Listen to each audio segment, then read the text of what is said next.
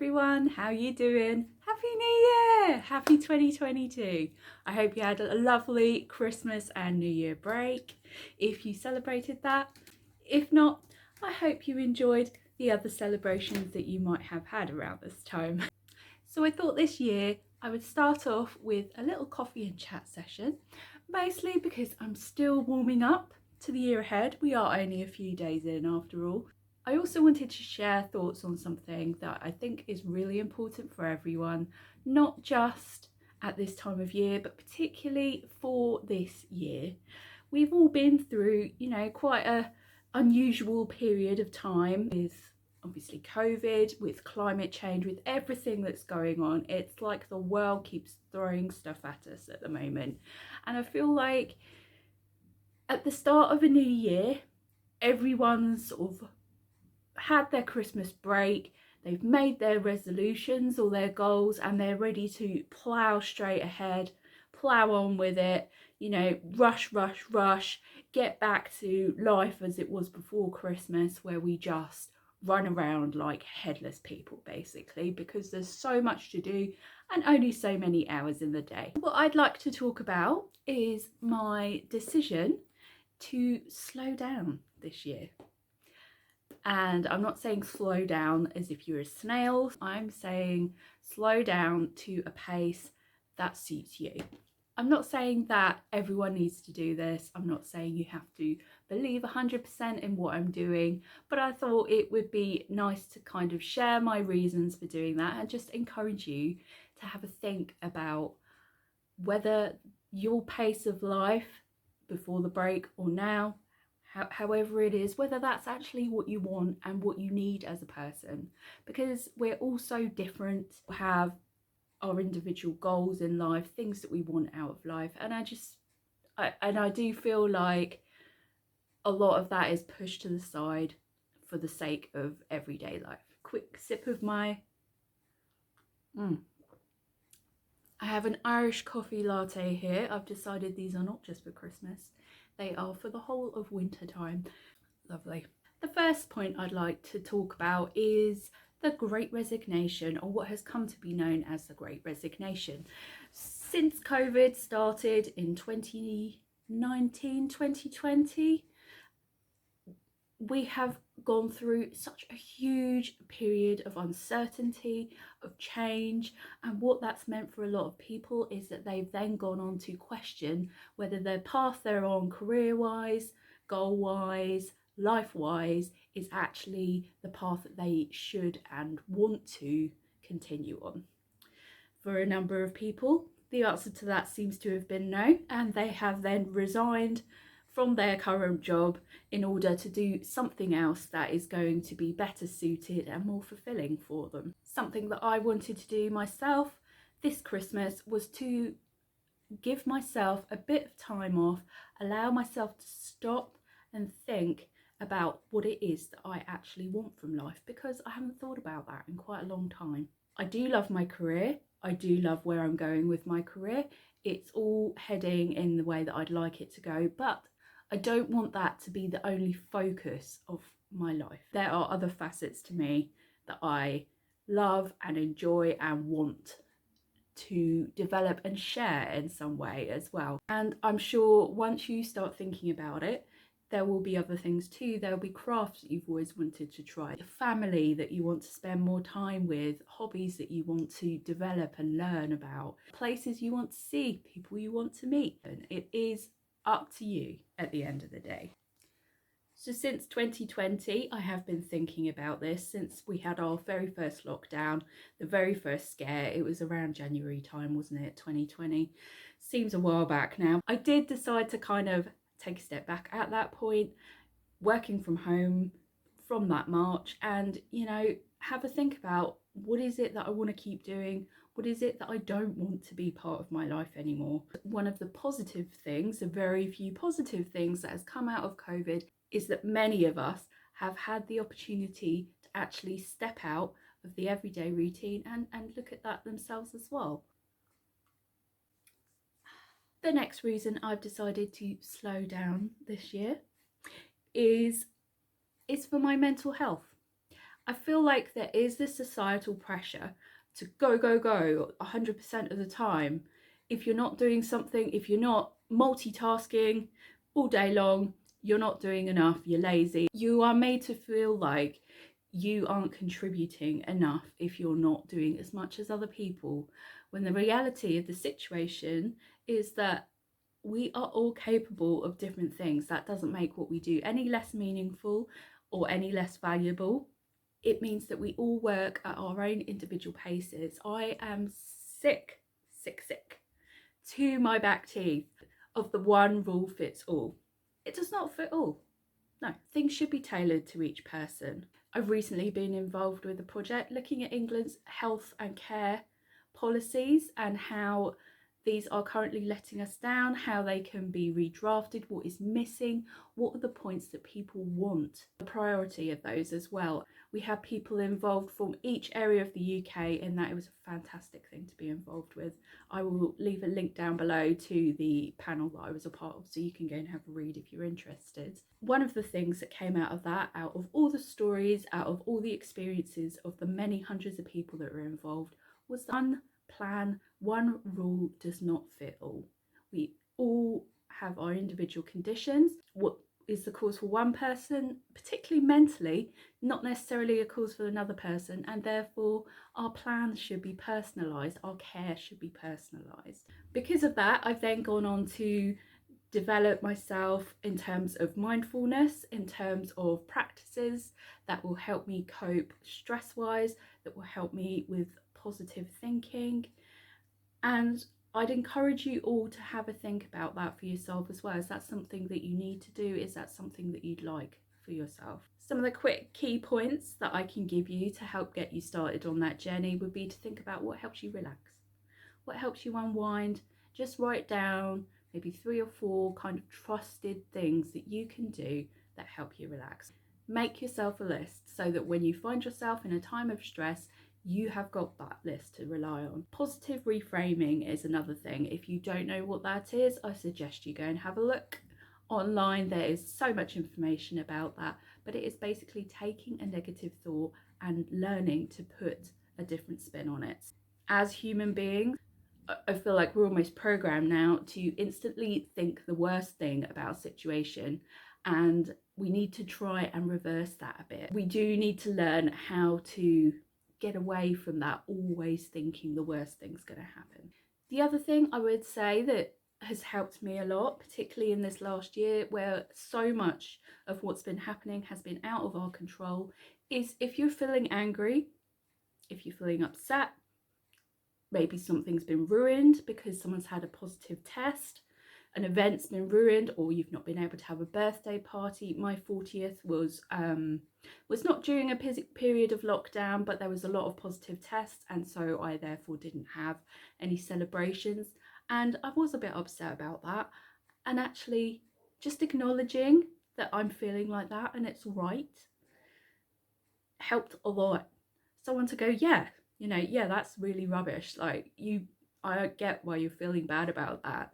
Just to have that acknowledgement of yourself, of your feelings, why you're having those feelings, but also just saying, yeah, it's okay. Yeah, I'd be annoyed about that too. Like, totally entitled to be upset or cross or however it is you're feeling. And then think, can I do anything about that? If you can do something about it, maybe think about what steps you could take to make that situation better. If you can't do anything about it, which you can't always, then acknowledge the feeling and then try and let it go. Another thing that I have been thinking about a lot recently, and I tend to think about at this time of year, kind of Twixmas and Christmas time in general, I have periods of reflection. I like to think about how the year's gone so far. I like to think about what I want for the upcoming year, but also I like to embrace kind of the season that I'm in. In the UK, that is of course winter. We are in the depths of winter right now. This part of the year is like the greyest. I know we're quite a grey, rainy country anyway, but it is the worst. It really is. And you just want to be indoors. You don't want to get out of bed some days. You don't want to get out of your pajamas most days. You want to eat comfort food, you know, you want to snuggle up and watch movies or read. As beings on this planet that have cycles that we go through, the year being one of them, the seasons being another one of those, I think it's important to recognize that winter is a natural time for you to want to do indoor stuff, for you to not be so energetic, to not be so sunshine happy all the time, because you know what? I haven't seen the sunshine for weeks.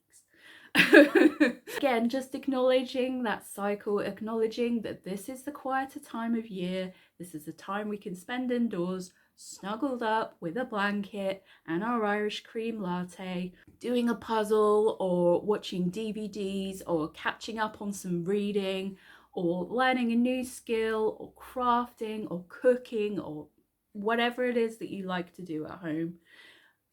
That's good. That's okay. And that is perfectly natural. You shouldn't feel that you need to be being active, doing activities all day, every day, because at the moment it's just not necessary. This is a time of rest, restoration, rejuvenation, and reflection.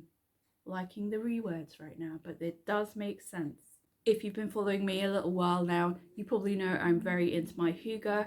Hygge is a Scandinavian concept. It is the creation of good feelings that come from simple comforts in your life. It's enjoying nature.